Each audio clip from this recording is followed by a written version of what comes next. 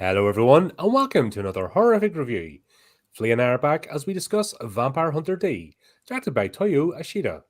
When Doris Lang is chosen as the next bride for the vampire Count Magnus Lee, she hires a mysterious vampire hunter, known only as D, in an attempt to escape her ill-gotten fate. Wahahahahaha! I thought it was going to be me who was making the evil laugh. Oh my god. Oh, what a cult classic. What utter cheese balls. This is classic 80s cartoon, like, cheesiness. Yeah, yes, it is. But what great cheesiness. Uh, Honestly, I didn't hate it, as in, why am I watching this? I was giggling the whole way through it at the absolute absurdity of everything.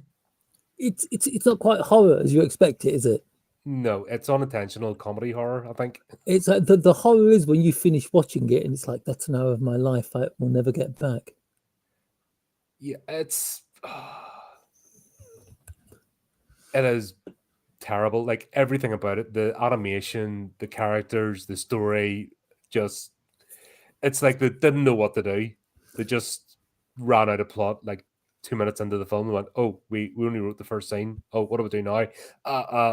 Right, stick stuff." It's basically apparently it's based off the book, and they actually say it's a really good version of the book. So the book, I can only guess the book must be exactly the same. It must be erotic horror, like an erotic thriller or something. The book, because that would that would explain why it's that bad. If the book is worse than the adaptation, then it has to be one of them. I don't find much erotic about cheese, to be quite honest, because that Some was like like, there's because probably a whole website dedicated. There's people into that stuff. Don't knock people's fetishes. it was prime cheddar. It was It was ripe. words fail me. Words fail me. It's kind of weird. I remember it being a lot better than this when I first saw it. Yeah, but when it first came out, it was like the 80s, so Yeah, but considerably younger. this is back in the days when anime in the UK was pretty much whatever they decided to put in front of you. Well, it's an adult. Let's be honest. It's an adult movie anyway. Like, it's not a kids movie. It looks like a kids cartoon with the animation, but it's not, because with all the gore, violence, sexual content, everything, it's all there. And I say it's a lot gorier than I remember it being. But oh my god, like, we start out and we meet Doris. Oh, Doris.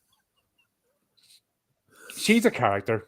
Like, she's definitely a character. There's no if buts or maybes about that. I do ask the question: if when she got up in the morning and left to do all the farm work, did she deliberately forget to put her trousers on? The word leave much to the imagination, were they? Like, I'm It's surprised they're drawing creases. No, like, her knickers were like, it's not even, like now, girls gonna have like short shorts, almost like mini cycling shorts, to wear short yeah. skirt. But nah, this is not. This is just her It's skirt's been literally left in the tumble dryer for too long, it's and literally she's just wearing like a shirt and knickers, yeah, and and like it's, a wee frill thing, like a tutu or something. Because, but that's what you wear when you go out hunting. well, especially whatever that thing was that she was hunting. I haven't got the foggiest idea what that was.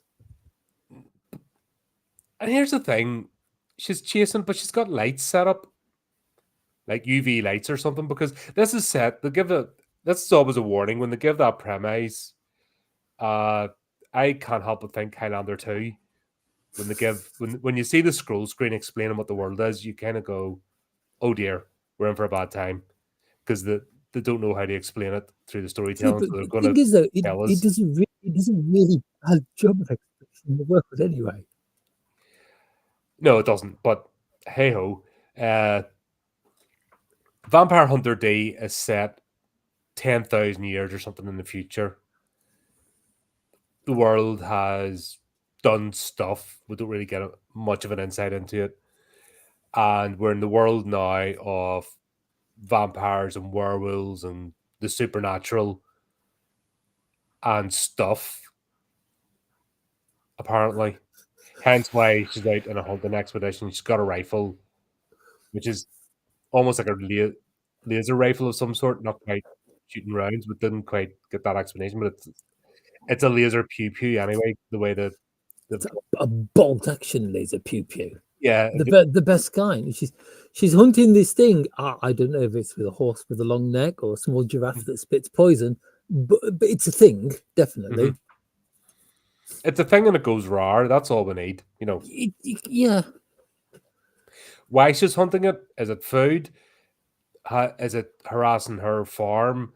Why is she in Count Lee's territory? Blah blah blah. How was she able to set up lamps to trap the thing, but she has to chase after it, and then chase after it on horseback while shooting? Makes no sense. Like a hunter would just lie still, let it come in, trap it, shoot it. None of the first 10 minutes of the movie makes any sense. Only the first 10 minutes. I'm being generous. It's like not right. This is just like the hunting scene is like the first 10 minutes of the film, and it makes the rest of the film makes no sense. But we'll get to that eventually. Yeah. So she's out hunting, and she's in her streetwalker gear to go out hunting. I think she may as well be down the. I think the way it works, because you find out later in the film that they've got sheep, yeah. So obviously she must have been woken up in the middle of the night when she was asleep, which explains why she's only like wearing a negligee or whatever that thing is. And she suddenly that's a choice. She has to get up and start chasing this thing because she didn't have time to put any proper clothes on. But why chase it when all you have to do is secure the property? That doesn't make sense. I've no idea. Why should she? That's basically my reaction to the start of the plot. Going, what? Hollywood. Why? That's what I'm going to blame Hollywood because it's easy to blame Hollywood for everything. Yeah, but this is Tokyo. The entire film looks like it's completely 100% marketed for a Western audience. Yeah, I'm going to say the entire film, not just this bit. It's kind of it's like Demon City Shinjuku. It just feels like a lot of it's been left on the cutting room floor. But there was during like the early 80s. During the early 80s, like when anime really took off, they would animate anything and everything.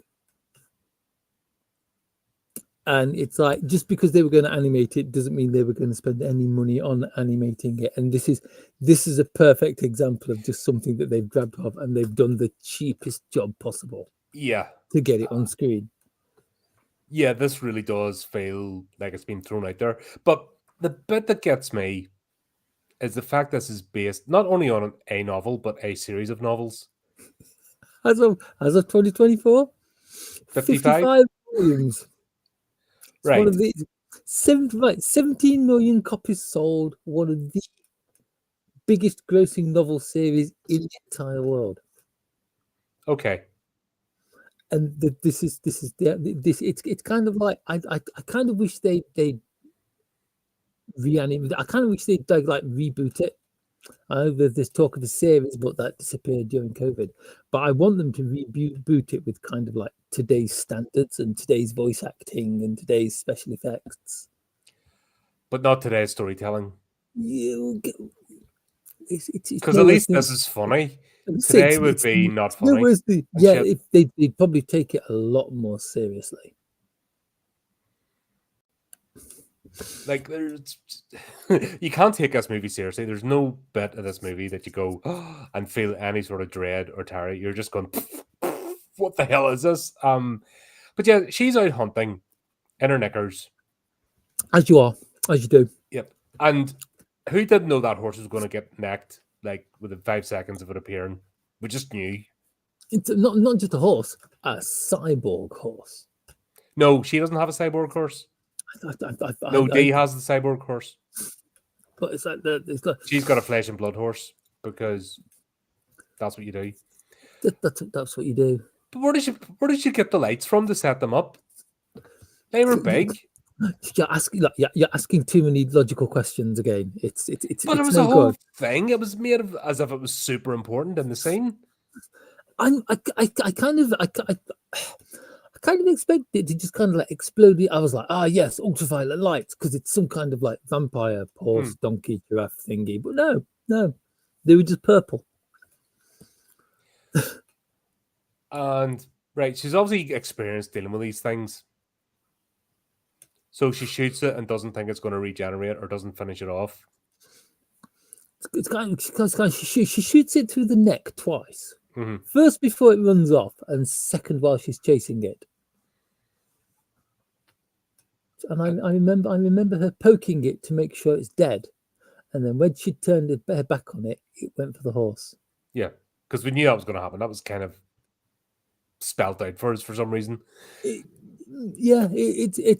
is kind of one of those films that kind of likes to keep its audience as calm as possible. So it doesn't do any shocks. It doesn't do any sudden reveals. It just like gradually builds up so that you can see things coming a mile away. Was this scene just so we could let us say that she has a fancy whip? It could be, yeah. I mean, she's better with the whip than she was with the rifle. Yeah. So out comes laser whip, woo woo, and she destroys this thing, and then a werewolf appears because why not? A werewolf appears and nicks off with what's left of the horse. Yeah. Yeah. And then Magnus Lee appears in the most vampire way possible, standing on top of a big rock with lightning flashing behind him. It's almost like he ordered the lightning in specially for the scene. I think there's like someone behind him with a pair of really big electrical cables, just and somebody going with a wobble board.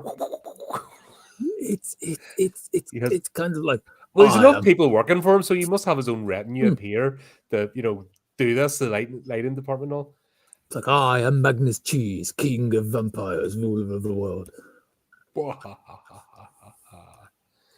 You seem to have forgotten to put your trousers on, but I'm going to bite you anyway.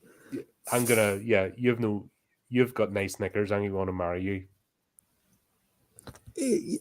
Yeah. But we didn't get that. What he says is, you've trespassed on my property. There's now the matter of payment. Cut scene to begin the movie. Yeah. Oh dear. Oh dear.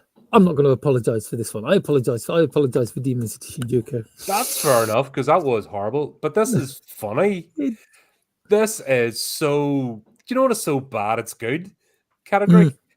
That's what this is verging into, because it is just. Demon City Shinjuku. It didn't have the plot. It didn't have the characters. It didn't have the storytelling. This doesn't really have a plot. Doesn't really have the characters. Doesn't really have the storytelling, but you can laugh at it. Yeah. But Doris, like, what a name as well. Doris. Don't let Angie hear you say that. Don't let Angie hear you say that. But Doris. Oh. She is. Gotta be quite honest. She is a bit of a Doris, to be quite honest. It's if you imagine a Doris, this is it.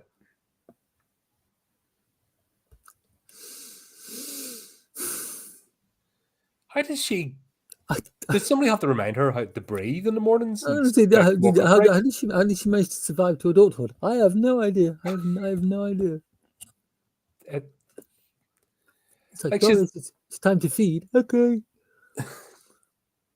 I'm a bit at loss for words for this one. To be honest, it's But needless to say, the plot could have went on. Okay, so she's been kidnapped, taken to the castle as payment for transgressing. No reason why she's transgressed on the party or on the property, the land. If they all know it's the vampire land, they know that's full of creatures. Sensibly, you just stay away from it and make sure nothing comes out. End of story. But see, it would have made a better plot if she'd been kidnapped and then it was her brother running around trying to find someone to go up there and rescue her. Oh, you mean like an actual story? Yeah, like an actual story. Instead, it's like, haha, you must pay the consequences. I have bit you. Go home now. Yeah, but that's it. She goes home. She goes home. And it's like, he's going to come and get me. But it's like, Why didn't he just kick me in Everybody knows in the village that she's been bit by a vampire. How? I think got the foggiest idea. And what's it? The mayor's son. What's his name? Dingleberry. He's a. That's I him. don't even know his name. That's the one. What is his problem? I mean, obviously, there's some history between him and Doris. Yeah, well, it said that when But they had that encounter. But it's not worth really explaining it to anybody. But we haven't got that bit yet. Actually, we haven't. No, because she we'll meet Vampire Hunter D and Pale Rider, Lone Ranger, the awesome meeting scene where he's just riding along the road and he comes over a crest of hill and Doris is standing there in her underwear with her whip and her rifle. Yep. And I need to know if you're really a vampire hunter, and then just proceeds to fight. Do you know the scene out of what was it? One of the Matrix movies where they had the random fight scene for no reason? It's like, I know kung fu. No. It was the second one when he meets who was the program? Seraph or something, the program. And they just had this random fight in a tavern, and he's like, "Oh, I had to know if you were true," and did that, and that was the end of the fight because they just wanted a fight scene for no reason. That's what this is. It's that kind of scene. It's. I didn't see the point of it. I was like, I have you. I've caught you now in my sparkly electric whip. There's no escape. And then he just like shrugs it off. And she's, I'm sorry. I didn't mean to fight you. I just wanted to make sure. You can have sex with me now if you want.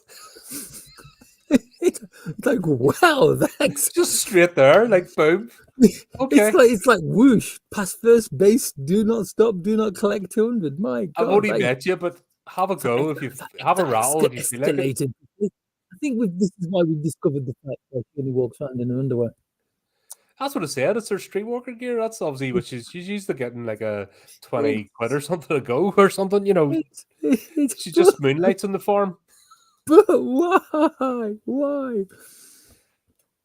Oh God! So obviously, D isn't the sharpest tool in the box either, because crazy woman attacks him and then offers him to have a pump at her, and he doesn't get the hell out of Dodge. He's like, oh shit! That sounds like my marriages. Yeah. Okay. My, you're not a vampire hunter, by any chance. Oh no, his secret's been discovered. That's it. I didn't watch these movies to learn the error of my ways before I made my mistakes. It's like Doris. She's a strange bird, but yeah. Which answers the question exactly. What has the mayor's son done to her that she like shuns him as hard as she does? He asked her out and she said no. He didn't. He's not even. It's considering this was made in it was made in the 80s and it's supposed to be in the future. It is quite futuristic with its female characters, is it not? That man asked me out and I hate him for it. Meanwhile, this random bloke over here. You'll do. But let's go back to Demon City Shinjuku. Oh, do we have to? Really? He smacks her in the arse for no reason. Just smacks her in the arse, and she's like, "Oh, stop it, you naughty boy!" That's because he politely asks Doris out, and he also calls her to side. I don't want to tell her, I just want to have a discreet word, and she instantly rounds on him. Yeah. Because you see, that's it. You see, everyone likes the bad lad. Everybody likes the bloke. Whereas this guy is obviously like far too gentlemanly for his own good. But he's like, no, I'm not going to go out with you. She shouts him to everybody that she's been bitten. We still don't know how he found out. But they already knew. Like, everybody knew. How does everybody know? What the hell? Why wasn't she in the castle already? If that was the pet, why did he bite her and let her go? And then everybody... This should have been about a 5-minute movie. After that scene, because she went on, she's just be his bride now. End of story. The end. And we could have all just went home. I think it'd been far better stretched out a bit over like a television series, so they could have got more of the background in and give us more reasoning why things are happening. I honestly think they just tried to cram too much into too short a time, and so they kept like the character pieces in, but got rid of any of the storytelling. Yeah. So now she has to go. They're all shunning her. She hasn't turned into a vampire yet, and she's still wearing her cross, which is funny. I'd like some food, please. No, you're not shopping here because you might turn into a vampire at any minute. I mean, even Doris's reaction to that is like, huh? What? Who is this? Is this really your line? Is this my line? Are we doing this? It's like what?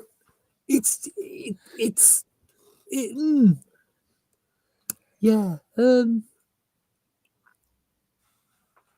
Quickly, find something good about this movie. In fairness, she is drawn well. I'll give it that. You know, the character designs are pretty good. The animation is shocking. I like Dee's character design, but there's something about his hat that really bugs me.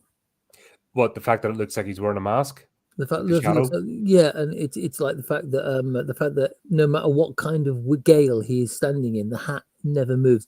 He sleeps in it. It's like, is it a hat or is it just an extension of his head? I think he takes it off needs a once. feather. Like, as a Cavalier's hat, it should have a feather. I just feel it's missing It could the do with a important couple bit. of feathers. But yeah, this all happens, and you're just like, why? Then all of a sudden, Doris is being effectively held at a witch trial. So they don't want her about in case, you know, she's going to bite the villagers or turn into a vampire. She lives in a farm outside the village. She doesn't even live in the village. It's Yep. right. They have to go into the village by cart. So it's not a walk, it's a cart ride into the village. So their plan is, instead of going, right, you might be infected. If they treat this like an infection, okay, you might be infected. Need to go back to your farm and we'll send stuff out to you, you know, because they're a community at the end of the day, not heartless. Yeah. No, here's what we'll do. We'll reopen the concentration camp we had from 50 years ago just to put you in it. Because the same thing happened and a girl got bit and we put her in there. And that used to be where we put bitten people. It's like, wait, but don't you remember what happened the last time we used that place, Mr. Mayor? It's like the woman in question died, and then Count Magnus Lee came along and like slaughtered half of the village because his bride was dead. At which point the mayor kind of goes, "Yeah, you're right. Let's not do that." But the fact that this is a whole plot line, it's like, huh? So far, it's kind of reading like a plot of Blackadder. Yeah, this is satire. You know, if this was a comedy, like, it's like watching a scary movie and understand it's better written than Scream. If it had been that sort of thing, you know, a parody of another property and actually use the comedy elements, I'd be on board. But the fact that this is actually trying to be a serious script and these are quandaries. This is quotation marks serious horror. You'll be glad to know that as you go through the 80s into the 90s, the genre gets better representation. But I tell you, it's just kind of like this. Yeah, this bloke's put two words together. Let's make a film out of it. It's that kind of it's kind of like the genre, the horror genre was just taking off. So they literally decided just to animate anything. And it's like, right then, here's 500 quid to make that movie. Here's 500 quid to make that movie. This movie might be pretty good. Here's 550 quid to make that one. And it's that kind of thing. And you just get this whole slew of movies that are just like this. Some of them, like Vampire Today, quite funny. Demon City Shinjuku, far too serious for its own good. Yeah. Legend of the Overfiend. I'm not going to touch that steaming pile. Oh Jesus! No. We'll keep invoking it. It's going to appear on us. It's Andy can do that one. Yeah, but it's it kind of, I think one of the reasons why it comes across as being funny is the fact that it's trying so hard. Yeah. It's kind of like the fat kid who's like playing football and he goes to kick the ball and he misses the ball and falls over. He was trying his hardest, but people still laugh at him. Yeah.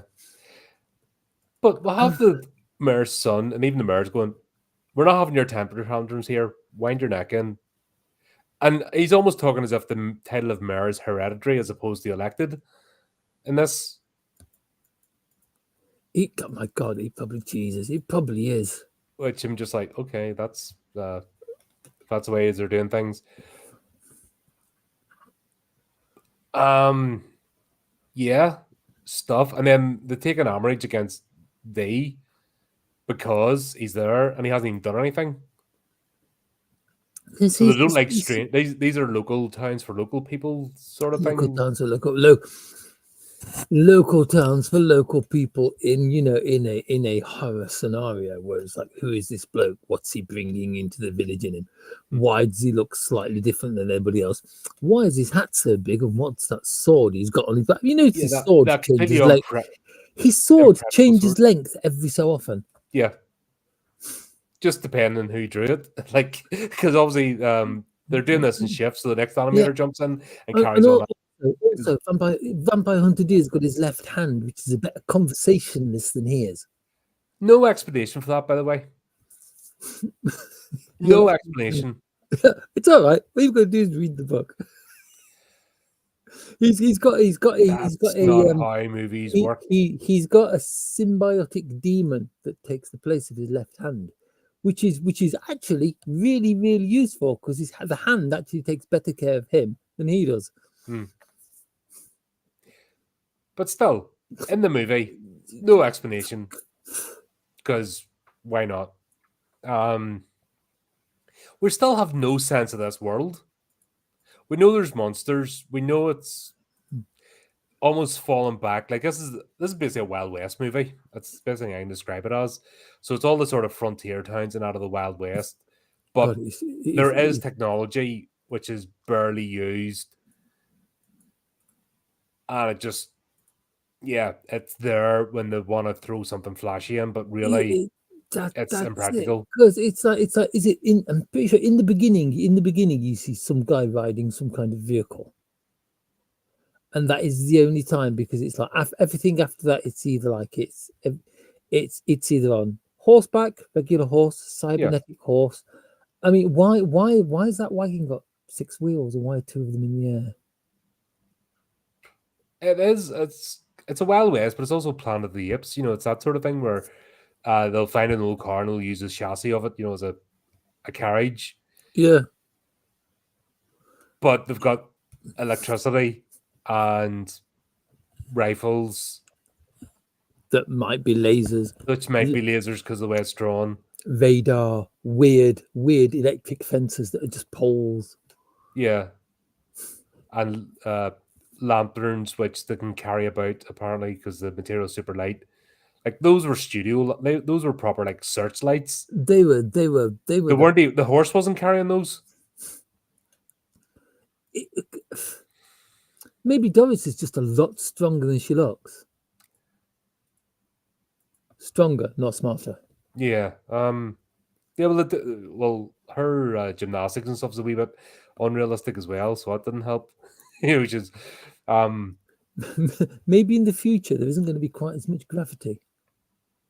Could be. Maybe the nukes knocked out gravity, but yeah, this is just all like, what the hell's happening? I've got it. She's a mutant with super powerful legs, which is why she can't wear trousers, because every time she'd flex her leg muscles, they'd rip. Oh, right, okay, yep. And the only thing holding her bum together is Snickers, because that's right. Okay, solve the mystery. Then we'll go back to the castle, the the stereotypical castle that looks as if a breeze of wind or would fall over. Like whoever designed that. It is. I tell you, when I started watching it, I accidentally thought I was watching The Dark Crystal instead.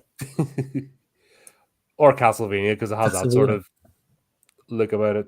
But Weird turrets sticking off in odd yeah, directions, held up by a hair. You know, kind of. What is it with these things of weird castles like that? What's wrong with a proper castle? I want to just know. a normal castle, and that'll be fine. But no, this is a weird looking castle with lightning in the background all the time. But well, like Do you we know said, Monty it's like, Python? Do you know when King Arthur's going and he has somebody behind him with the coconuts? yes, it's that Magnus kind of thing, has somebody with the lightning machine to have it running constantly. and a wobble board. Yep, that has to be. Oh, That would make if Monty Python were to do Vampire Hunter D, the stage show, it would be that sort of thing. my God! Do you know what? That would be epic. I would pay to see that. I would. I'd be there. I would pay to see that. That would be a night out to have. Oh dear. So when you're immortal, you don't. Apparently, you don't have hobbies. So if you're ever going to be immortal, be somebody with hobbies, because your life's kind of pointless if your hobby is Like, yes, brooding. after 10,000 years of doing everything over and over again, you cannot understand, my daughter, how boring life becomes. Getting my leg over with some random bint is the only thing that makes my life worthwhile. Start collecting Warhammer. It's like Start a YouTube channel. My God, there's never enough time it's like, ever. it's Start like, writing books. My it's like, God, there's never enough time. Suddenly I've lost interest in my Hornby Railway. That's it. The world, my life is over. Fetch me the women. You know, it's just the fact that the only thing he's got that makes his life worth living is that every so often he kidnaps some woman at the village. Yeah. Because, yeah. I said the next line that comes back is something of the equivalent, but father, you can't possibly like that woman. She's far too common and not posh enough. Oh, Lamika, yeah. Now, there's a character as well. Oh my God, there's another character. The most, yeah, but I've got to be honest. She's like the vampire's daughter, but the most supernatural thing about her is that forehead. My God, that was a choice to draw it's that. like that was a choice. It's like, also, when you look at the detail, the draw of Doris, like every crease in her knickers, and Lamika looks 2D. yeah, It's like they put all the effort into Doris, then got tired, Mm. so they couldn't put any detail on anymore. it's like it's like D Lamika,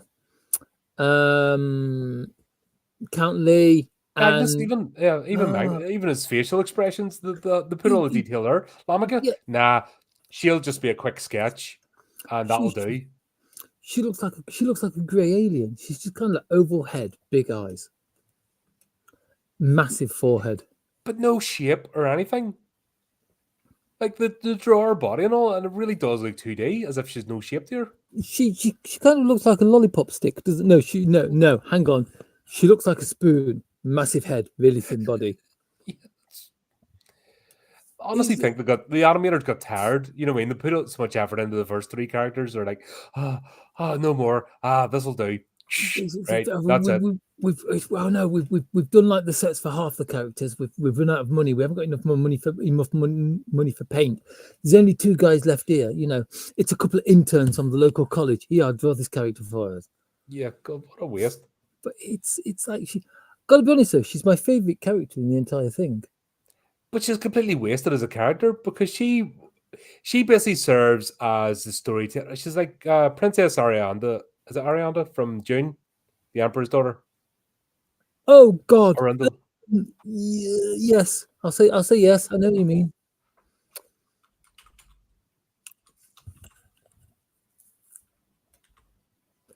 Irulan, sorry, Princess Irulan, the Emperor Shadaha. Hatachan the Fourth's daughter. I remember her more out of the first Dune movie. Yeah, a much better character. But anyway, that's what she reminds. She's that sort of character. Our insight into the world, our lore master, that would be able to tell us about stuff. Like, but Did they do any of that with her? No, the Lee family's been around for 10,000 years, and it's like we're a noble family for noble people. It's like you can't bring a commoner in here and like dilute our noble blood. There's only two of them. There's that, and they've got a common scrapper, Ray as like a street thug, but he's okay. He's a pretty good character as well. Yeah, but he's a street thug. Yeah. But he's okay to be in the retinue, that's fine. Yeah. All the creatures and the witch, they're fine too. But oh no, not the pretty village girl. The random uglies that cling to the wall. Who the hell are they? The three snake women. What? They're fine, they get their own chamber. That's all cool, but no, not the girl from the village. And this big empty lonely castle that would give her somebody to talk to. You're telling me, and no wonder why Magnus is bored, because he sits there in his throne room. I will ponder, and Lamika has nobody to talk to. He does look like the guy who'd kind of like you'd walk into his throne room and he's just gonna be there like leaning on one of his hands. He's kind of like thinking deep thoughts. God, it's making me think. Jeremy Irons' character out of Death Rider in the House of Vampires. Oh God! We should totally come up with a live action cast. For this. Have you not seen that? You have to watch that. I haven't, but I'm going to have to. Terrible. Make a note of it. Glenn Danzig wrote it and acted it. But meanwhile, Jeremy Irons plays the head vampire, and all he does is sit in the basement going, just like they do, You would do it once, right? I'll not lie. If I had a castle in a throne room, I would sit in the throne room and go, "Wah!" once, and then, okay, that was fun. What am I going to do now? And get on with stuff. You come on, no. If you've got like a big hall, a big like nice echoey hall with the throne room in, come on, at least once you do every line that every evil character has ever thrown out in a throne room. You'd have to. But you wouldn't blow your load too early. You would space it out. You know what I mean? It'd be like a weekly treat or a monthly treat. Yeah, you wouldn't do it while everyone was there. Of course not. Yeah, it's like you would get roller skates on at some point or rollerblades, and you'd zip around with a cloak, without a doubt. Well, but you wouldn't be doing it every day because that'll get boring. It's a wee treat now and again just to be silly. That's Magnus's problem. You see, he did it all in the first couple of weeks of him getting hold of the castle, and now he didn't pace himself. You see, that's just it. It's like. But it's like poor Magnus. He sits there thinking, like, you know what? There's only so many stamps you can collect in the world, especially like 10,000 years after a nuclear war. Or whatever. No, but that's fine. If he had a if we saw his stamp collecting room, if we saw his complete 40k collection, if we saw all his animes that he's collected over the years and read, by the way, if we saw his DVD collection with every movie watched. Like, I don't have a massive DVD collection, 4K collection anymore, and I still haven't watched everything in my cupboard. Yeah. Because that's what you do. You always buy more than what you can consume. So you're telling me in 10,000 years, and humanity stopped, essentially. So there's nothing new getting made. He hasn't caught up. It's like, why doesn't he do like most nobles and kings doing these things? If he's bored, why doesn't he just go off and start a war with the neighbouring kingdom? Yeah, or start building stuff. Okay, here's some engineering projects. What the fuck? It's like Magnus Lee is bored. Whose fault is that? Yeah. It's like a 10-year-old. Hey, I want to do stuff, or I'm bored. Well, why is that my problem? It's like bored. I don't know what the word bored means. I don't know. I wish I could be bored. Literally, I can literally always find something to do. I have complaints about my life, but boredom's not one of them. That's definitely not a problem in my life, is boredom, because holy shit, the day has run out. Like, I've faffed about all day and not done very much, and got there about 2:00 and realised I have shitloads to do, but I needed to just switch off today. But I wasn't bored. At no point was I like, Oh, I'm going to have. I was just, she's got. Do you know what? I'm going to have to nick down to the local village and kidnap a woman. It's the only thing for it. it's that I've got that 10,000-year-old itch. It Or doesn't did he have to. say 100 years? I Every couple of can't. 100 years. I can't remember. It's Saturday I night can't remember if on the 100th year. Time to go a pillaging. Oh, she's nice. She doesn't wear trousers either. Yeah. Also, she snuck onto my land and killed that thing Right. with their big spotlights. Because you would notice, because he's no shortage of like supernatural creatures. That he probably knows them all by name. It's like, oh my god, she's killed Benji. Oh, That's why'd you it. kill Benji? That's it. That's it. I'm biting the bitch. You're mine Yep. now. It's yeah. The worst thing is we're not even taking the piss out of it too much, are we? It's about on the same it's about on the same level as it seems to take the piss out of itself. Yeah, that's the thing. It seems to be making fun of itself. It is it's borderline parody. It is. And yeah, there's it just reminds me back to Killer Sofa. Oh, Killer Sofa was such a good film. Have you ever Oh. seen? Just slightly segueing slightly. Have you ever seen a horror film called? It's called something like "I Fell in Love with a Vampire Motorcycle" or something like that. Oh, I've heard of it. I don't think I've seen it. Truly, not one of the worst horror films I've ever seen. Because it's funny with it. Yeah, it's when they're not trying. They just hit that sort of line. They cross a line of this is just farcical, and you go with it. And that's what this has done. This is just a complete farce of a movie. There's no other way to describe it. It's great. But Paul Magnus Lee, he's sitting there bored, but things are not well in the kingdom of Camelot. Yar, we have a parrot. Greetings. A parrot? A parrot has joined the chat. Ah! That's they should have worn a parrot hat instead. He should have actually brought a whole selection of hats. You know, like Han out of Enter the Dragon with his hands. Yes. He should have hats for occasions if he was at. And he put on the parrot hat with the eye patch, and then he put on the Cavalier's hat, and he put on the bowler hat. You know, I'd have been all for that. It's like, stay with us after the break to see what hat D will be wearing this time. Dun, dun, dun. I think the one thing that Mr. Pye will take out of this, if he decides to tell his good lady, is the main character in this is called Doris. Yeah. And she is a Doris. She is a Doris, and we don't mean that in a good way. The poor girl got up in the morning, decided to go chase after monsters, forgot to put her trousers on. Yeah, but yeah, so Lamega gets the hump, and she decides she's going to take matters into her own hands. which goes about as well as you'd expect it to. This is like every anime, like Dragon Ball Z or something. All these meetings, like they meet D in the middle of a field, and they do exposition, fight scene, exposition. Oh, level up, level 3. It's over 9,000. It is a big hat, a very big hat. It's yeah, but it's kind of like Dragon Ball Z. It's like they get together, they beat the crappiest out of each other. After almost putting each other in the grave, they're all friends. Apart This is from almost like maybe that. Perfect Cell and the other one. So they just rock up, and D meets them because he's decided he's taking the job. I still don't know why. I still don't know why he took the job. Unfinished business. I don't think it's explained. Unfinished business, which, to be honest, he could have went on with his unfinished business and had nothing to do with Doris whatsoever. But accommodation and the chance of a free pump. Oh, this is true. Within 5 minutes, I've got to be honest. He could go to the hotel, or he could stay in the farmhouse. Within 5 minutes of meeting Vampire Hunter D, Doris does offer to sleep with him. Oh yeah, just you can put it in if you want. It's right there. Like she legit says those words. You can put it in me, and you're like, okay, right. It's like, oh, cringe.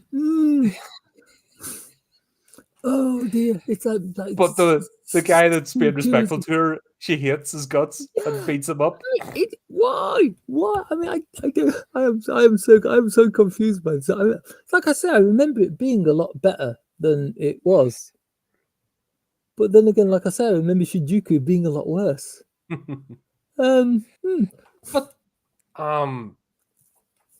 yeah, what was it? Hand over the whole thing of right, we're dealing with you, but also hand over Doris. She's not that special. It's She's bless her. She's lovely. She's like she what she needs. What Doris really needs is head pats. She needs a head pat and sending on away. It's how has Doris survived to adulthood? Yeah, I want to know. luck. It has to be because Because it's like is it his brother's influence? He's about 10, by the way. yeah, Is it the doctor's he's influence? raising himself. It's pretty. Is it? I reckon it must be the doctor who comes round. Because wasn't Doris? Oh, there's a character and a half. Because it's like Dee's a vampire hunter. Doris's dad was a werewolf hunter. Yeah, we are. And the werewolf, her dad once said, "You can't ask me questions. You have to talk to a vampire hunter about that." It's like because they don't talk with each other. There's no general crossing over, and obviously the encounter of vampire, the encounter of werewolf, in the same time. That's it. I can't kill this vampire. I'm a werewolf hunter. Sorry, oh, no, not my I'm contract. doomed. Yeah. No, not my. And how come? How come if her dad, if she comes from werewolf hunter lineage, how come her farmstead isn't set up with anti werewolf devices, and it's only anti vampire? And do they cancel each other out? So if you put anti werewolf post next to an anti vampire cross, do they cancel each other out? You obviously can't put. See that's why Ray and Lamika managed to just like walk in, because obviously like those energy fence things, they're obviously like anti-werewolf fences.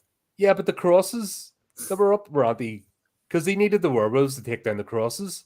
Yeah, to get in. So how did Lamika? Never mind. I'm asking sensible questions. 25 minutes into the movie, nothing has happened. It's 17 million copies sold, one of the biggest selling novels ever. I'm just reminding you. You know, this is erotic fiction. This is porn. It has to be porn. I think the novels have to be. I've never read the novels. I've never even seen a written copy of Vampire Hunter Day. But I reckon the reason the plot is so choppy is that they've chopped all the sexy bits out. Yeah, that's it. In the novel, Doris gets a put inside her every chapter. That's basically what happens. I bet you any money, Dee never takes his hat off. He does with his hat on. In the books, I bet you everyone's rattled Doris, and that's why it's her adventures series, and it's not her supernatural adventure series. It's her bedroom escapades. That's why it's the top selling. But they couldn't make that for the movie, so they were confused. There's no plot left. That's why this thing feels like it's just thrown together. I'm just reading through a brief thing of the thing about the novel. This is like sexy books, but no, I can't find it. No, it gives you a bit more in the background that makes no sense whatsoever. Are there any Vampire Hunter Day novel fans out there? If so, let us know. What is it about the books that are so fantastic? All 55 of them. Yes, all 55 of them. 55? And if you can explain to us why, out of 55 books, they couldn't pull together the plot for one movie. This is the plot of the first book. No, it can't be. This is the first book of the series, because I'm guessing they were thinking like, yeah, if this takes off, we can do all the others. Because you have to remember this book, this Vampire Hunter Day. Vampire Hunter Day was the only book because it was written in 83. 83, and that's come out in 85. Yeah, this came out in 85. Yep. And it took about a year to produce. So it's literally, as soon as the book hit the shelves, it was like, this is so amazing. We're going to make a film of it with the lowest budget we possibly can and the least amount of animation frames. And it is what it shows. But I've got to be honest. Reading about the novel, I'm finding out so much information would have helped make the film make more sense. All the film needed was a plot. Just a plot, just one. Just pick a plot and start from in the end. Not a plot that lasts a scene, and then when you go to the next scene, we're doing something completely different. Hang on a minute. It's got a plot. Why do you think Doris always wears knickers? That's the plot. But you said it's not that sort of movie, or it's not that sort of book series, so I don't know. Doris's Knickers, Volume 1. Whoa. Where do they drop this time? Hang on. Oh, hello. Right. As of 2020, 24 volumes of novels have been 24 English volumes have been released, spanning the first 29 novels. Okay. So it's out there somewhere in English. I'm not going to look for it. No, I'm good. I can live without reading the novels. Do you think if you there is a risk that if I'm you tempted read the though novel, just to see if it is that convoluted. yeah, but if there's a risk that if you read the novel, you will ruin your enjoyment of the film. I don't think so. This is a special place. This is one of these has a special place in your heart in the giggle What happens organ. if you read the novel and it suddenly makes everything clicks and it makes everything serious? Yeah. I mean, one of the things about this film is the fact that although it is actually right, the genre of Vampire Hunter D, the anime is Dying Earth, horror, science, fantasy, dark fantasy, post-apocalyptic, With a smattering of cyberpunk. Yeah, that's probably where the horror science dark science fantasy comes in. What cyberpunk? Well, there isn't a great deal of cyberpunk in there, is it? There's a hint, and then they don't use it. But I think this is kind of like I think this is actually before cyberpunk actually became a thing. Yeah, so they haven't really developed. Like I said, there's a hint there, but they just don't delve into it, which is a shame because this would have been if they had dove into that, like rifles that shoot crosses and stuff, and wind up gears, and they could have had so much fun with this. Like Magnus Lee has an entire army. It might be an entire. It might be the most useless army that's ever been created. But yeah, well, that's true. That's true because they explode and stuff and all sorts. But still, he had an army. Why didn't we get the entire village with all their weaponry and stuff and the army charging against each other? Like, why didn't we get that? The animation budget didn't stretch. Oh, right. Well, suppose they couldn't even finish drawing Lamika, so it's like the most. I'll tell you the most supernatural thing about Lamika is that forehead. She's got like an entire foot of cranium that is unused. Almost alien. Right. So where are we in the story? They've had the encounter. We find out that D is a vampire or something like that. Dampir, sorry, Daywalker. They just don't pronounce it properly. Yeah. No, they just make it. I didn't know if it was a V or a P. It was a vampire.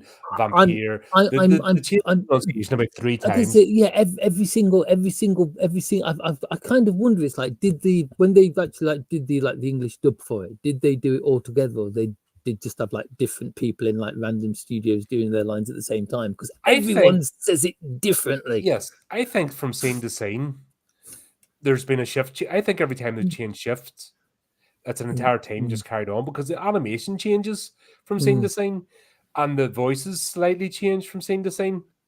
That's the only one that doesn't is D because he's only got like about 4 lines. His hand has more lines than him. No, it's like I tell you, his hand. If it was the ones that become like madly in love with Lamika's forehead, without a doubt, is like D's left hand would be the absolute best character. So are you giving Lamika's forehead separate credits? Lamika's forehead deserves. Whoever drew Lamika's forehead is like the saving star of Vampire Hunter D. That's her own character. It's just kind of like, can you imagine if she was walking along a road and you came over a hill and got caught that in full beam headlights? You'd be off the road.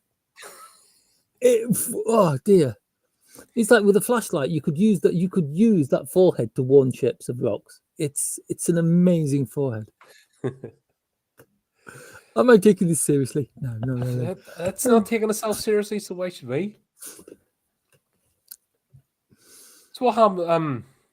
Yeah, they decide he's going to go to the castle. Yeah, it's like let's think. They take Doris back to the farm where she's talking with the doctor. And the doctor is saying something of the lines of like, don't fall in love with him. He's a hunter. As soon as he's caught his prey, he'll be gone again. And she's like, no, it's not true. Like, how long has she known him now? A day? Must be at least 12, 13 hours. I mean, it's no like it's like the relationship has moved on a bit since like, you're on a horse, nice hat, let's sleep together. Is it because he said no that she's like, he is so stoic, he's so honourable, I'm going to marry him? He's so stoic. My God, he's like a That's pillar, why he's like a pillar of salt. Also, that sword. So it's the first thing she says to him. Nice sword. I'm going to steal it from you. I'm going to fight you and steal it from you. Okay. It's. I think that's why she doesn't like the mayor's son, because she didn't give him a chance to offer, or he didn't give her a chance to offer, and then he didn't say no. That's the ritual. She's like, do you want to pump one into me? And if he had went no, she'd have married him. So he didn't understand the rules of the game. Wait, are we saying that Doris is a bit of a control freak? I would say so. There's the offer of dropping her knickers is metaphorical. It's the test. She's I can't think of the proper name for it. Damn it. Yeah, it's kind of like, he's not interested in me. I want him so much kind of thing. Yeah.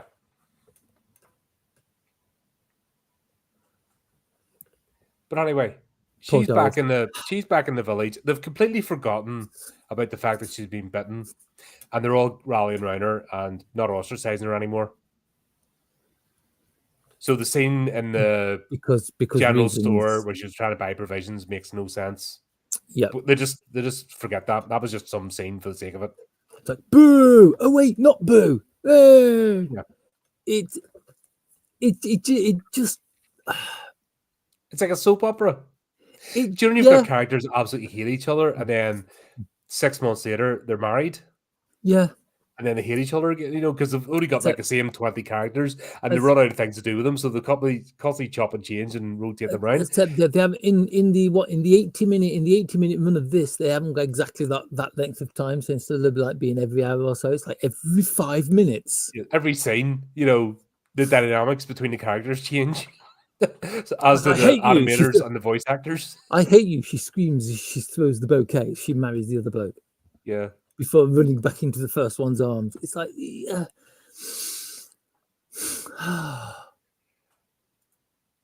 Oh, God. Right. So they then decide to go into the castle. He has no problem getting into the castle. And then when he's in the castle, we go through all these strange chambers and scenes, which should have been the journey to the castle, not actually getting in. Yeah. And do you know how Magnus could have thwarted his plans completely? Locking the door. That would have worked. Just close the door. But it's kind of like all those. It's like, but it's the bit where Magnus's army, all those ghouls and monsters and ghosts standing in front of him, slathering with their razor sharp claws, and he just reveals this. I don't know what to call it, a nipple light, and they all fall back away from it in horror.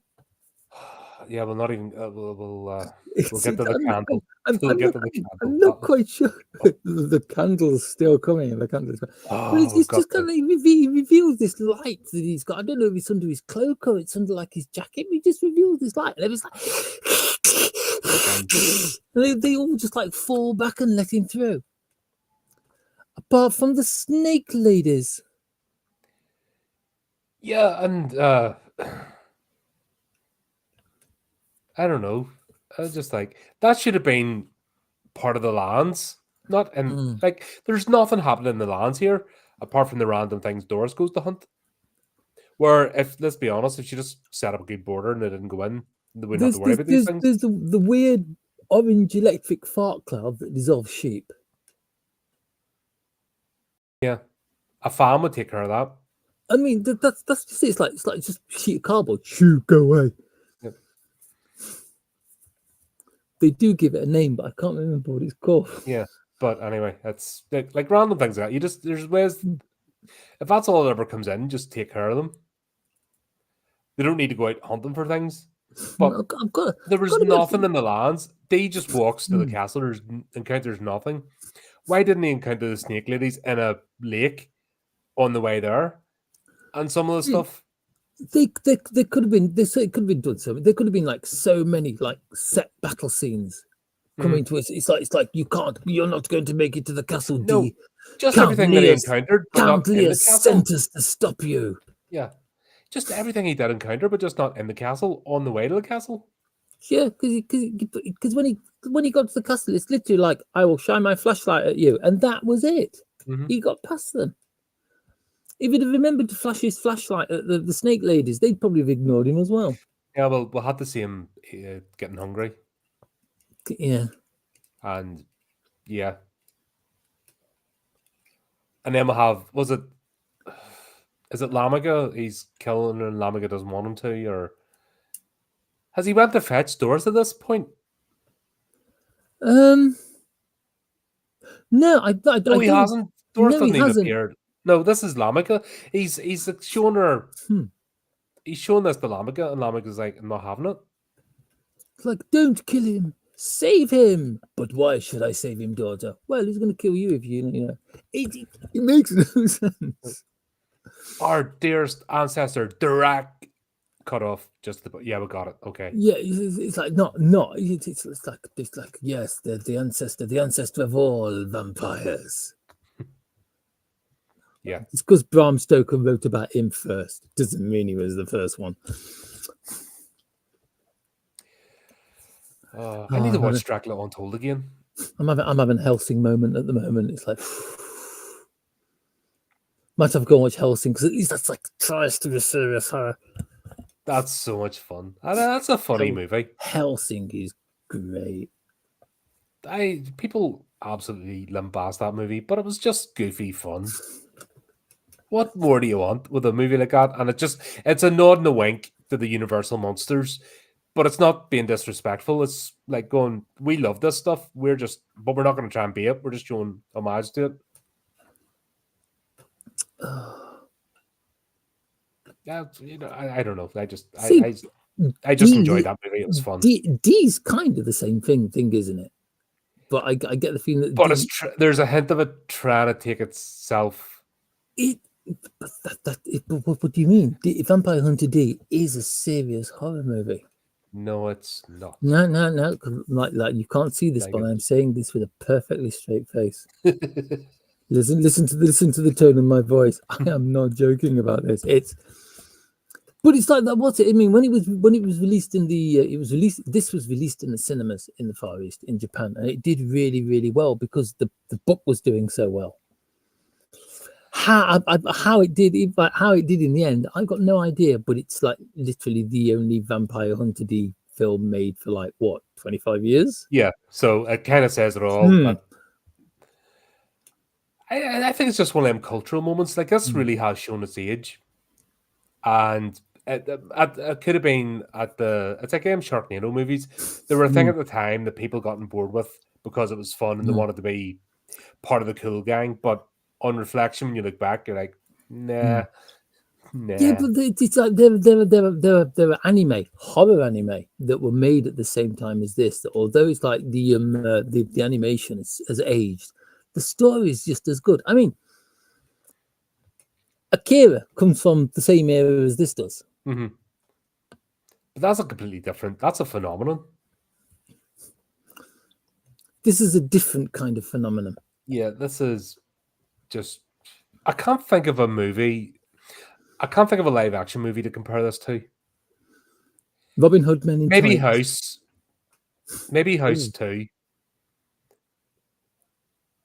But no, actually, I would say House 4. House 3 is awful. I would say House 4, So that's another film I'm going to have to watch. where it has all the Make elements of notes, the, you know what you're watching, a house movie, but they add this ridiculous level to it that just makes it comical. I think honestly, Vampire Hunter D could be a decent. Like, it could have been a decent vampire movie, but it's like the main villain, Magnus Lee. They've relegated him so far into the background that he may as well not. After the first scene, he may as well Lamika not has be in more this. agency in the movie than him, and the kid didn't even finish drawing her.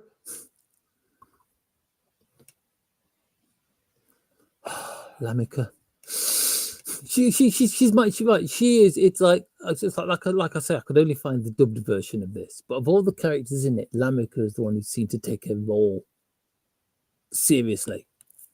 Yeah. Although the guy who plays Ray did a really good job of stamping his foot.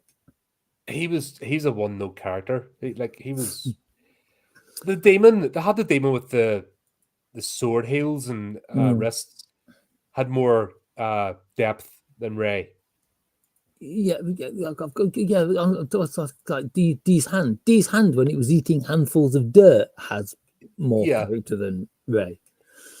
Because it's like Ray's kind of like, haha, you do not you know who you're fighting now. I am Ray, Magnus Lee's main man. He is going to make me a noble after I kill you because he has promised me and he is not going to trick me. And his voice is monotone through the entire thing. And he serves no purpose. He's there for fight scenes. That's all he's there for. So, question, right? During the fight scene, he uses his special ability and gets Dee to stab himself, yeah? Once, yeah.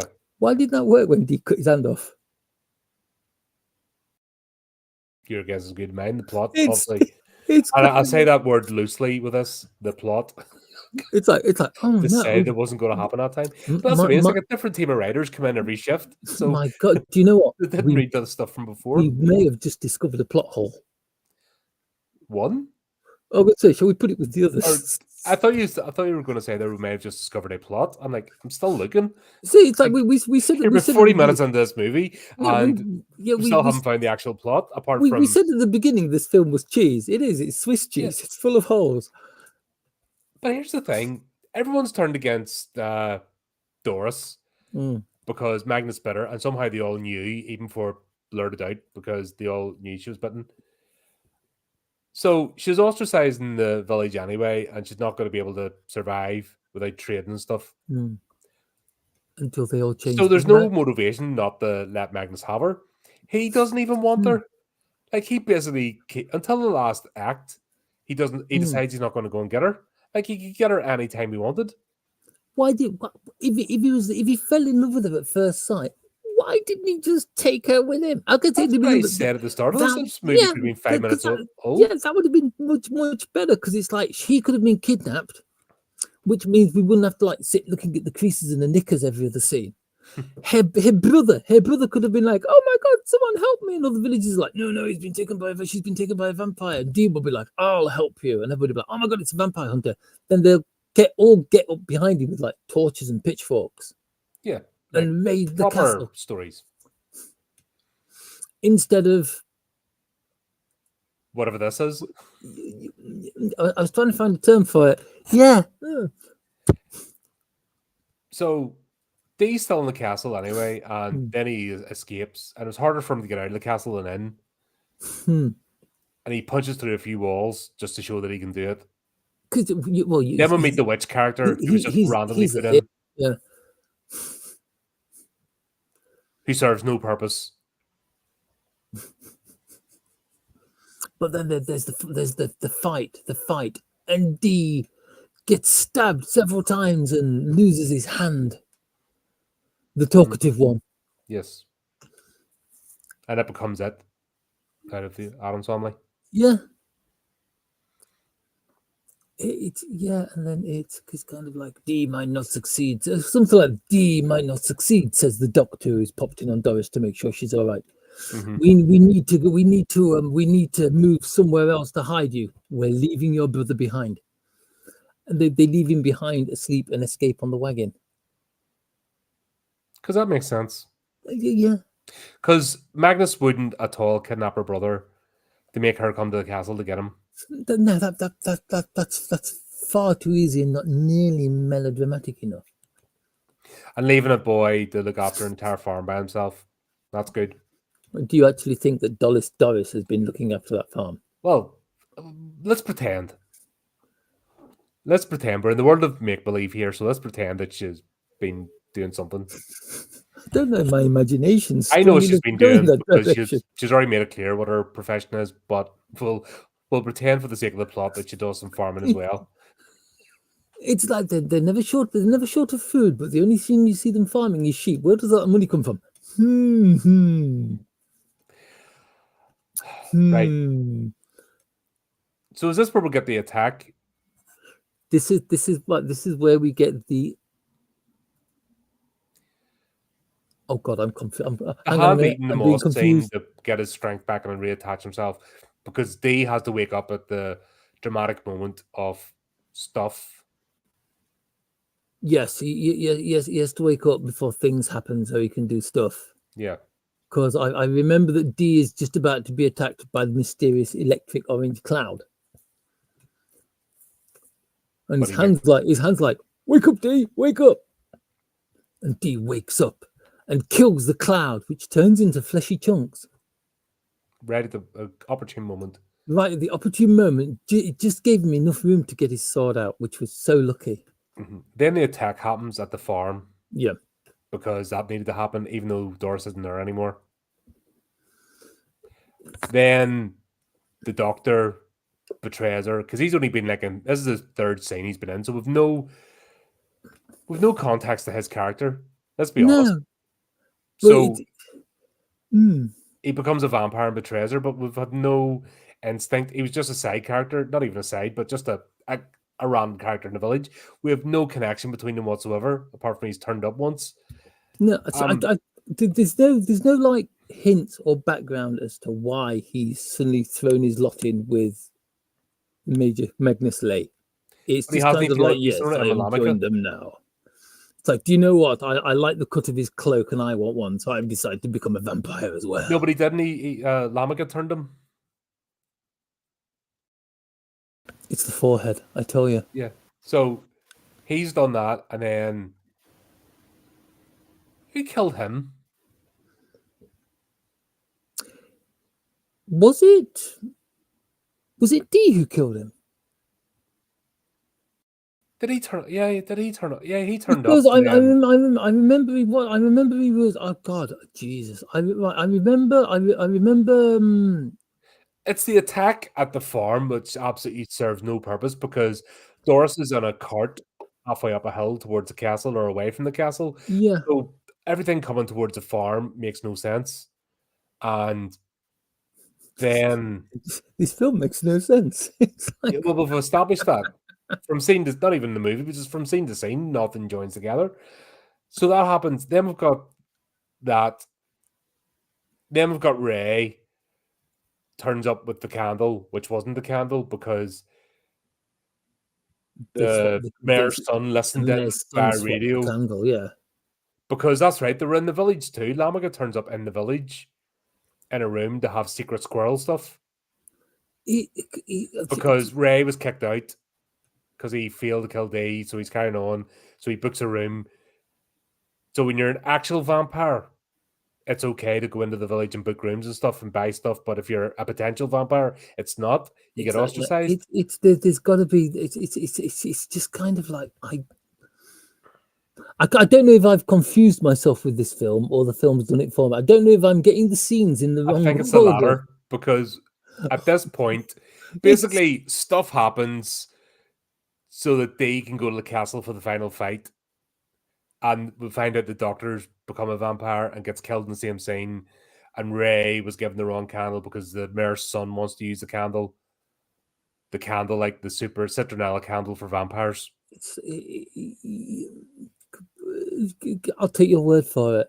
God, I watched this. When did I watch this? I watched this Saturday night because it was I kind of watched like this afternoon. I've got to watch it sometime. I watched it today, this afternoon. It's Like, it's not recent, and I forget half of it because it doesn't. There's no through storyline. it's it's an okay film for a cold, miserable afternoon. Because at least you can have a laugh about it. But it's Dear. just it honestly feels like they started making this film. It was kind of like, yeah, you know what, we don't really care. I can legit see that because it's just what is this about? So the mayor's son, he gets involved again. How or why, we're not quite sure. No, But I remember him falling off a cliff. But that might be the doctor I'm thinking that was a about. doctor with a stake through him.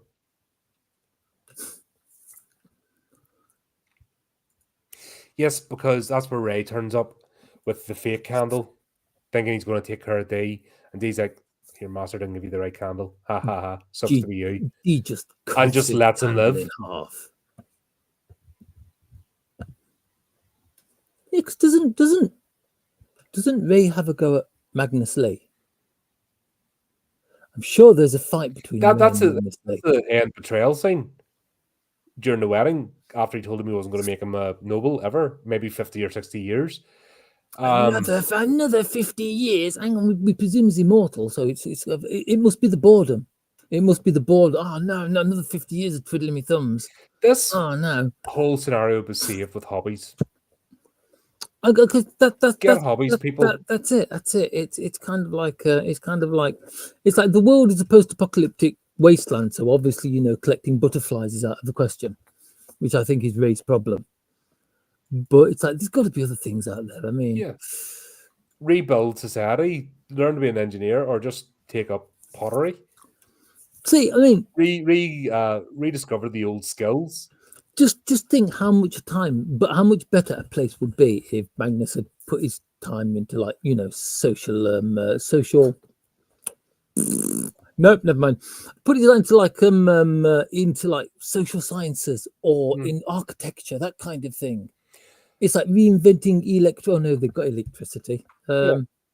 Proper fencing, that can actually keep things out. Yeah. Instead of them just walking between it.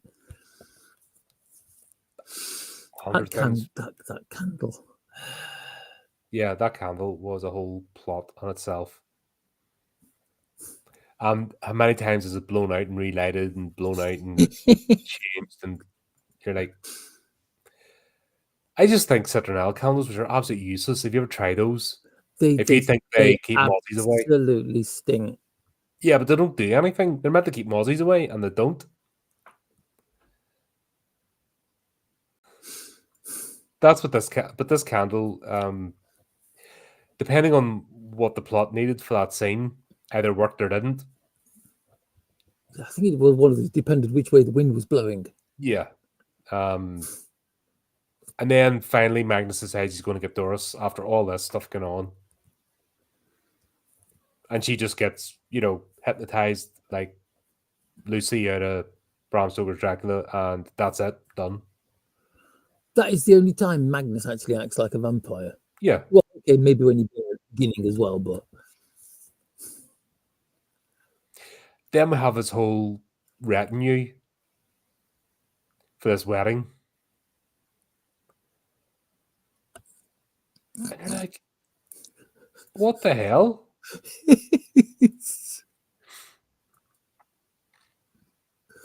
It's like when you see some of the characters that are there for the wedding is when you realise that Lambica's forehead is perfectly normal. It's like the wedding is it's a bit Rocky Horror, but without the songs. Mm-hmm. Mind you, could you imagine this film if there had been a musical number? I was thinking like that Mad Max remake with a guy with a guitar. We had them all in wagons, like charging towards a village, playing guitars and stuff. Flames everywhere. Yeah, that would have been so much better. That would have been fun. like a heavy metal episode or something, from back in the day. That's it. I'm going to write a letter to the production company, Remake this which movie in which Rocky Horror / which heavy metal may style. actually be Sony. Dear Sony, please remake Vampire Hunter D, but more Mad Max. Yeah, the end. It's like love. Yours sincerely, Flea. Yeah, it's like, oh my God, this man's got some. This man's right. Let's do it. I kind of still want to see what happens if they bring out a television series. I want to see what it's like. I don't know, man. Honestly, it's just. But it's like you say, we're going. I've seen this quite a few times. I've never seen Bloodlust. We're going to have to watch Bloodlust just to see That's what next. Bloodlust That's does. well, it's a rite of passage. We'll have to do it. I'll be sober this time. Because last time I watched it, I was drunk. I'll try. After that, I'll try and find something really, really good. Because it's kind of like we've had two really good ones. This one, which comes across more as a comedy, Bloodlust. Don't know. I think it's more of the same. Oh God! To be honest. Oh dear. I just can't remember because, like I said, I was slaughtered. I was absolutely slaughtered when I watched it. A bunch of us got together to do a review, and we were pissed. Gotta be honest. We'd actually hired like a private cinema. Yeah. And it was basically you bring your own stuff, and that was it. And all the booze was just racked up, and we just went to town. You hired a private cinema, and then you watched Vampire Hunter D. Yep. And then, after that, we actually watched Rocky Horror Picture Show, and then it just got messy. Oh, that's all right then. I mean, when you have your own cinema and you're dancing up and down the aisles and stuff, like, do the time warp again. It's just a jump. I lost half it. I actually blacked out. I lost half a night. That was fun. No, that'd be terrible. I'd have been doing all the audience participation parts as well. Oh, oh God. We were watching this, and honestly, just like, what the fuck is this we're watching? Or not this one, the Bloodlust, but like I said, I'm looking forward to it all of a sudden. Anyway, we get Ray's betrayal. He decides he's having no more of this shit. And he candle attacks Magnus. Which goes about as well as you'd expect it to. Yeah, and Magnus just like swats him about the place. It's like angry. He picks him up and throws him about the place with the power of his eyeballs. That's what makes it impressive. Like, wow. Oh, yeah, I'd forgotten all about the eyeballs until that moment. Once again, they must have had a different team animating this bit because when they bounced off the pillars, they actually leave the blood smears. They actually went into that detail. It is actually a pretty gruesome scene. It's a scene, especially at the edge, where he just kind of like pushes him into the wall. But they couldn't draw Lamaga's legs. No. You can be amazed how much money you can save by not drawing a certain. But they draw every frill on Doris's knickers. Yes. So they had time to do that, but they didn't have time to do this. But then they had time to do the other thing. Plot points. Like, Sticker said it once, said it a million times, say it again. Lamika is probably my favourite character in this. So we get the final fight between Dee and Magnus. Yes. It lasts about 20 seconds, and it's over. The build up for the entire movie is this fight. And it's just kind of, it's like a samurai movie. It's like ooh goes the music, ching, the swords flash, the bad guy falls over. They do that so many times where I honestly think it's like they were trying to make it into a samurai movie at that time. Just for that scene, because there's no just like one flick of the sword and that's it. The fight is over. Yeah, that was it. That was it. Okay, end off. And of course, Magnus, he couldn't build his castle. Well, that explains why it's standing up, but it structurally doesn't make sound. But his magical power was what's holding the castle together. So he couldn't just die. He had to pull down the whole castle.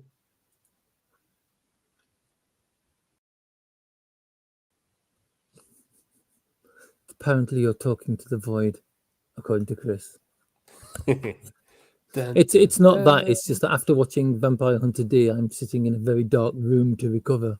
Yep, he's just rocking back and forward, going, It's fine. It's fine. I don't have to watch it again. You're trying to reestablish which way's up, which way's It's down, fine. left and It's right, fine. because That's actually it's a screenshot of my soul after watching this film. Do I recommend it? Yes. Everyone should suffer. you should watch this movie, honestly, just to go you've watched it, because really, It's it's an experience. Like, it's definitely an experience watching this. it's not a bad experience. It's funny. It's kind of it's like you said earlier, Chris. It's one of those films where it's like it's kind of like it's circumnavigated being bad to the part where it's good again. It just passes through that. It passes through bad, terrible, worse, and then comes through the other side into this.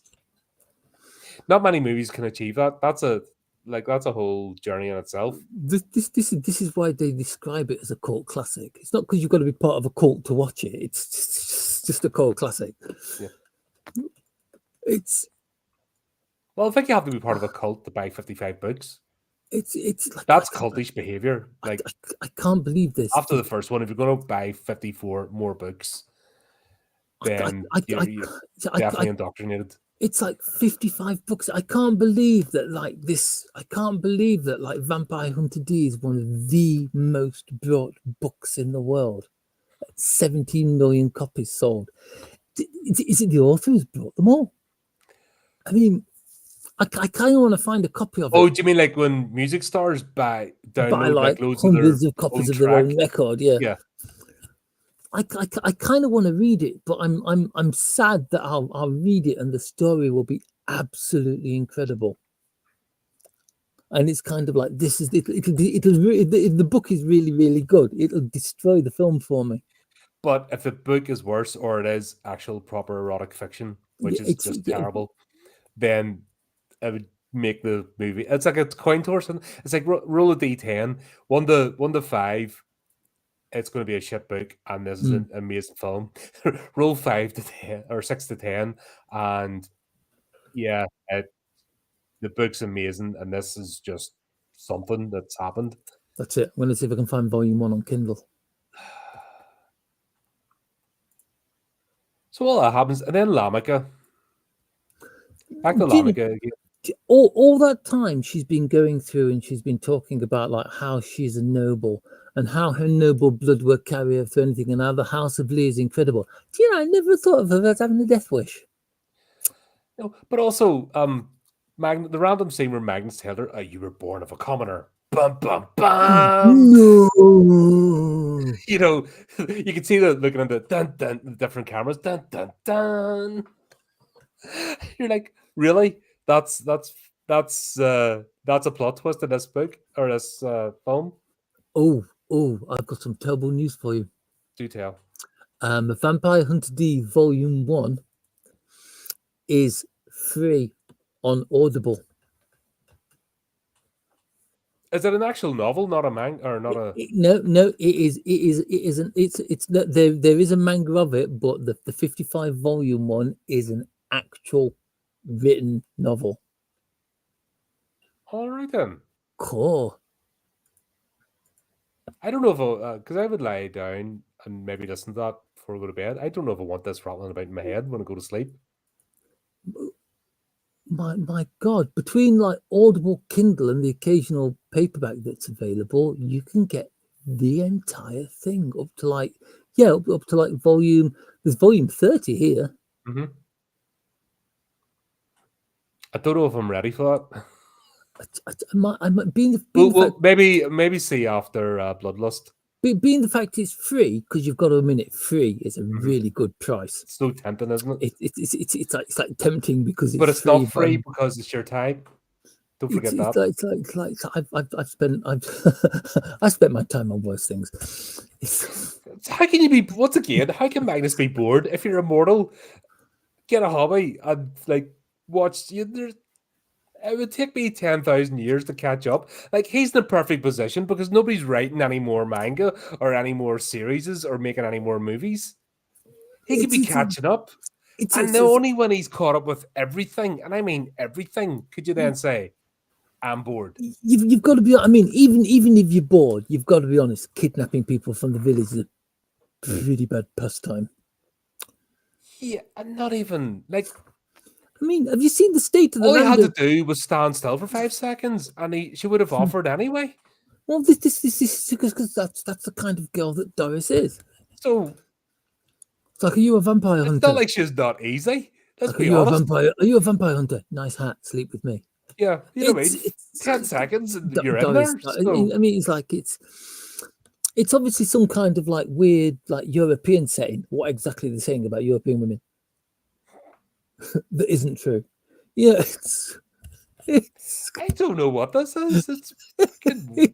it's there's so many different angles you can come at vampire hunter D, and that's the thing. But I have the problem got is that at least five of the angles are Doris's knickers, it's like what do you mean? Most of the and the angles. fact that they drop like well, the touch she laughed. it's You wear the right hat, and her knickers are I around mean her ankles. oh well, it was either the hat or the sword. 'Cause it's like nice sword. I'm gonna take. Was that a euphemism?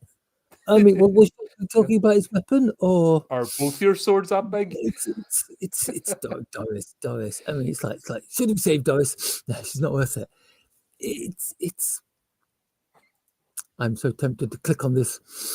And let's be honest, if Doris had went with him and became the vampire wife, what would have actually changed? Well, nothing, because after a few years, they got bored and done her in. Because it's like you do have to ask the question: where's Lamika's mother in all of this? Because it's pretty obvious that Lamika's mother must have died young because she's got no memory of her. Yeah. Do wonder though, did she get the forehead off her mother? I am never going to shut up about Lamika's forehead. That forehead is one of like the 7 wonders of the world. But I don't know. It's like Magnus dies and Lamika's wild. It's kind of like it's one of those ridiculous. It's kind of like no. It's like the lord of the house has fallen. The house must fall with him. It's like Game of Thrones before Game of Thrones existed. Yeah, but here's the thing as well. Why didn't she just take over?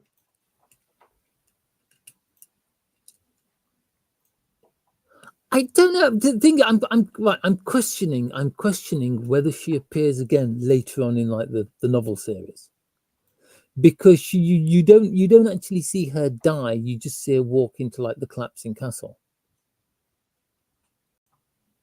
So it's like, could it be that she survives and she comes back as like because she's almost like the kind of character where she'll come back later fighting for the good guys. Like that is an impressive forehead, we'll have to just say. Ah, there she is. Look at that forehead. She's in shadow. She's in shadow there. It's not until she actually gets out in daylight that you realize the sheer amount of light that bounces off that crown. Yeah, that is a plot point in itself. The only thing that they couldn't have done better is maybe like a little circle of light where you can see the reflection, the sun reflecting off it. Or her color changes. I forgot about that as well. Yeah, it depends. Yeah, she's sometimes she's kind of like a coffee color. Sometimes she's definitely brown. In other times she's whiter than milk. It's almost as if they couldn't decide. Oh, you mean like there's a separate team of writers come in like every scene? Yeah, there's a separate team. There's a separate. They do paint in shifts. I know that. And write the story in shifts as well. I forgot that her hair color changed with the scenes as well. Like she just. It's just like before she was brown. There she's white with blue hair. Yeah. There's Doris trying to stop her brain from escaping, which she does in most scenes. Yeah, because her brain's had enough. Her brain's like, nah. It's kind of like how has Doris survived to adulthood? I still reckon their brothers raised her, you know, despite the fact her brother's like 10 years old. I don't know. It's just because it's like when the farm's attacked, who's the first person to jump up and grab a gun? The 10-year-old lad. But yeah, Lamaga just decides she's had enough. She's just going to die with the castle. That's it. My father is dead. My mother was a commoner. If anybody wants me, I'll be under this noble. If anybody wants me, I'll be being buried under this rubble. Yeah, but who says you can't be a noble vampire? Like, what? All she has to do is just not kidnap the local villagers every 100 years and so. Yeah, this is what why exactly is going to change if she stays a vampire noble in the castle and just leaves the village alone and they leave her alone? Like, what exactly is going to? And Magnus never talked to her anyway. He just sits in his throne room. This is why I think she comes back as a recurring character. Bless her, as a recurring character. Yeah. So we'll have all that. Then we'll have the longest exit scene ever. Oh God!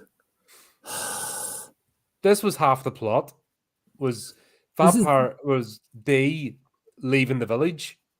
It's like there are better ways to spend the last. I think they actually. It's like, oh God, we've cut so much out and we've rushed so much. We've got to the end of. Put it back in. We've got to the end of the story, but we've still got like 10 more minutes of film. What can we do? We're contractually. Let's show the same 3 shots of D riding his horse over and over again to some like cowboy music. Yeah, but not just that. Where did this mountain range appear from? It's a secret. I could tell you, but I have to kill you. It's now become a Swiss valley. He's like it's like he's walking through the Swiss Alps all of a sudden. Like the landscape's completely changed, and they're running to wave bye-bye. Yeah. Up a friggin' mountain. Like, why couldn't they just wave bye-bye as he left? I know, but it's like from that far away, even if they're shouting, is he going to hear them? No, he's not. I mean, it's I don't know. I'm out of ideas here.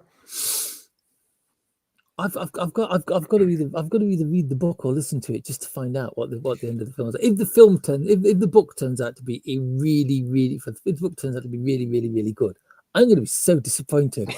I'm going to be so disappointed. It's like, what did they do? It's going to be like the Vampire Hunter version of, like, Meg. Oh, you could picture.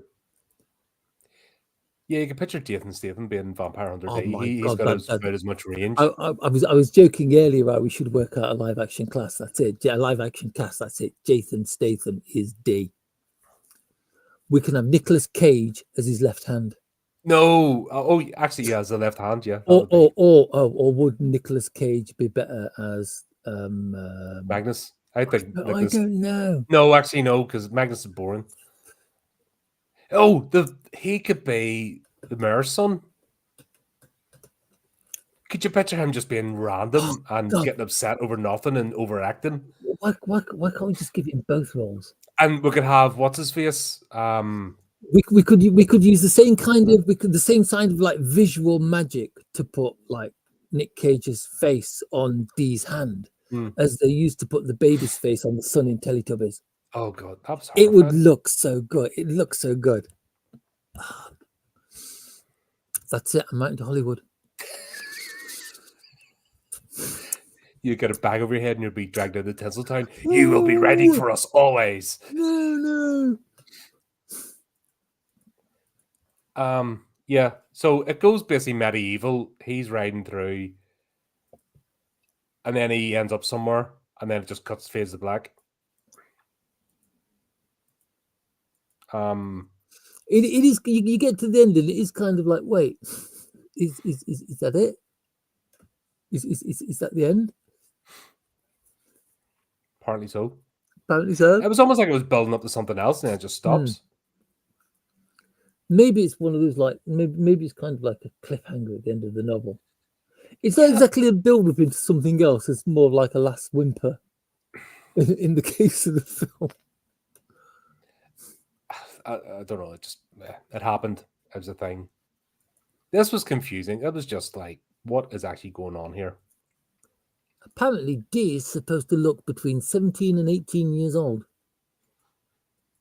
No. The Although wee he's, lad looked more 17, 18 years old, even though he's meant to be 10 or something. although he's at least 500. His beauty is mesmerizing, often unintentionally wooing women and sometimes flustering men. Well, he definitely No, wooed no. Doris. He definitely. I think she was just. I think she was just after the money. To be quite honest. Oh, we never talked about that random living room in her house that looked like something out of the 70s. What, the one where D slept? Yes. That corner sofa was hideous. There was, God, what did I watch? Why does he sleep It was with an his hat on? anthology. Did I review it? I think I've reviewed it in the channel. I might have done it with Cameron. And it was Peter Weller was playing the big bad guy, and they were doing drugs, right? It was just that Hmm. one of them circular sofa things with the round table, proper 70s. Oh God. It just reminded me of that movie. And a bit of rollerball thrown in as well, just for good measure. It was like something you'd find in any of those sort of movies made in the 70s of a futuristic living room. Oh God. See what their idea, the 70s idea of the future was so good. Oh, I mean, you've only got to, you've bright only, I lights. mean, you've only got to watch UFO, which is of course set in 1980. No, watch Exorcist 2. Oh. If you want an idea of the 70s and how they thought the future was, watch The Exorcist 2 and the brain transfer machine. Oh dear. Warm, warm, warm. Big light bulb that went warm. That's it. That's what they thought. Think of Alien, the first Alien. Oh, it's futuristic, so it means it's white and it's got loads of bright lights. Future! It can't be worse than Space 1999 and Purple Space Wigs.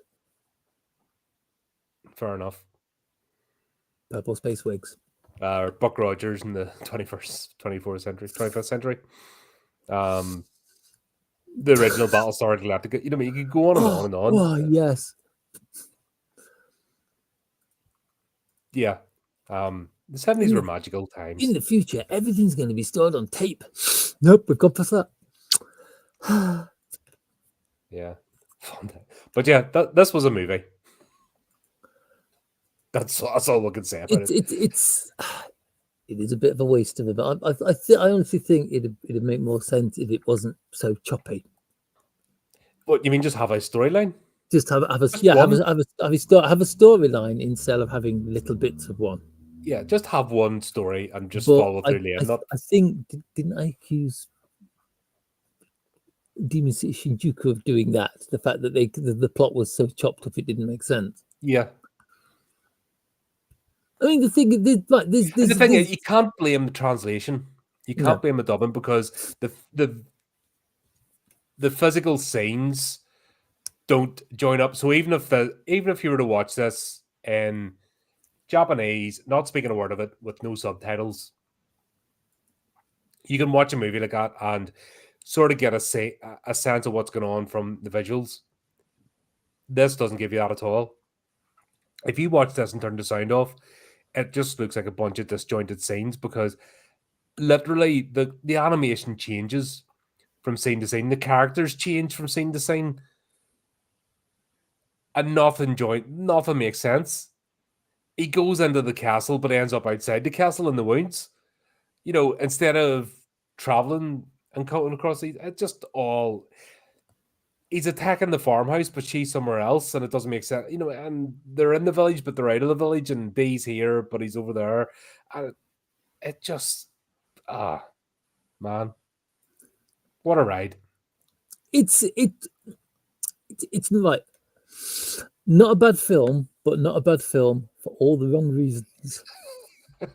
It's because it's like it takes itself seriously enough just to push it into parody. That's it. It passes through. It's one of them rare movies that passes through bad to the other side. There's just something else. it's a great it's a beer and chips movie, isn't it? Mhm. Oh, without a doubt, yes. Like you say, it's one of those movies where like you rent a theater and then you just go in with loads of booze and snacks and things And just get and hammered laugh. and laugh and just go, what the hell are we watching? But there you go. That was the thing. And next time we're going to do the sequel, so stand by. Bloodlust. They've Oh had yeah. they've had 16 years to perfect their art between them, so It, it should be something listen, special. I have never seen. Actually, it's like I could have watched. No, I couldn't because my copy of Vampire Hunter D is on video. I haven't got a working video, but my copy of Vampire Hunter D is still on my shelves. What a great film! But there you go. Flea, thanks as always for turning up. This was a laugh, nothing else. I'll start looking for I'll start looking for like more serious, more horror We're going to themed begin the redemption arc in this series the redemption arcs, things like that. after Bloodlust. Bloodlust could be amazing. Like I said, I was just hammered last time I watched it, which was 6 years ago. So forgive me. I'm umming and ahhing about actually buying the first volume on Kindle. It's like I'm already thinking about it, trust me. But anyway, we'll see what happens. Thanks everyone for turning up in the chat. Great to have you. Just leaves me to say, until next time, keep up the other channel, do the type of tricky things, and remember to keep it creepy, keep it horrific.